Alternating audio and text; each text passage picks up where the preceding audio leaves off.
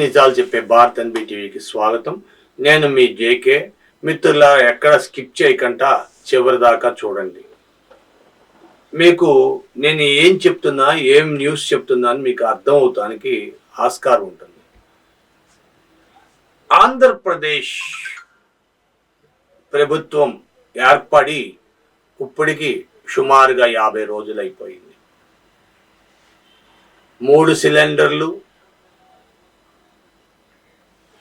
మహిళలకు free bus, పిల్లలకి 15,000, ఆడపిల్లలకి 18 సంవత్సరాలు దాటిన వాళ్ళకి 1,500 ప్రతి ఒక్కరికి, ఎంతమంది ఉంటే అంతమందికి.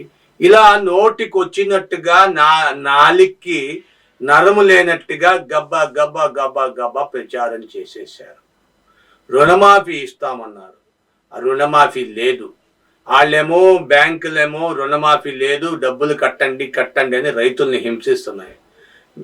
ఒక పక్క అమరావతి అయిపోతుంది, రెడీ అయిపోతుంది అమరావతి అన్నారు. ఒక పక్క పోలవరం పరిగెడుతుంది అన్నారు.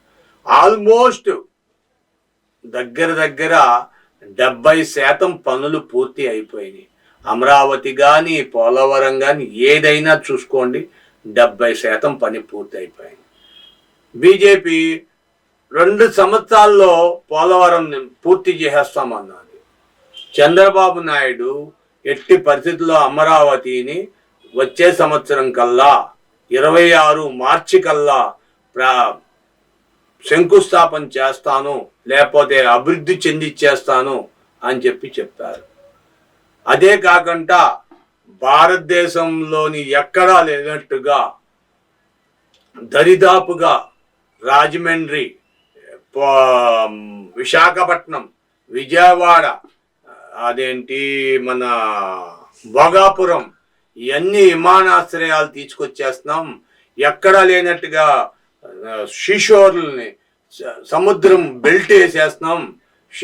షిప్పింగ్ అసలు ఎంత వేగంగా వస్తుందంటే అంత వేగంగా ఏ దేశం నుండి అయినా, ఏ ప్రాంతం నుండి అయినా భారతదేశం ఆంధ్రప్రదేశ్ని ఆశపడి ఎదురు చూడాలి. ఆ విధంగా మేము చేస్తున్నాం అని చంద్రబాబు నాయుడు మాటలు ఇచ్చేశారు. మరి ఏం జరుగుతుందో తెలియట్లా. ఇప్పుడు రేపు ఆగస్టు 1వ తారీఖు నుండి అన్ని ప్రారంభం అన్నారు. మళ్ళా ఆగస్టు 2 అన్నారు. ఆగస్టు 2 వెళ్ళిపోయి ఆగస్టు 7వ తారీఖుకి మళ్ళా అంటున్నారు. ఆగస్టు 15వ తారీఖు అన్నారు. వాయిదాలైనా పనులు జరిగే అవకాశం ఉందా? ఏమో మీ అభిప్రాయాలు వాయిదా అయ్యకంట మీరు వెంటనే తెలియజేయండి, షేర్ చేయండి, లైక్ చేయండి, సబ్స్క్రైబ్ చేసుకోండి. Thank you for watching our channel, your channel. Thank you.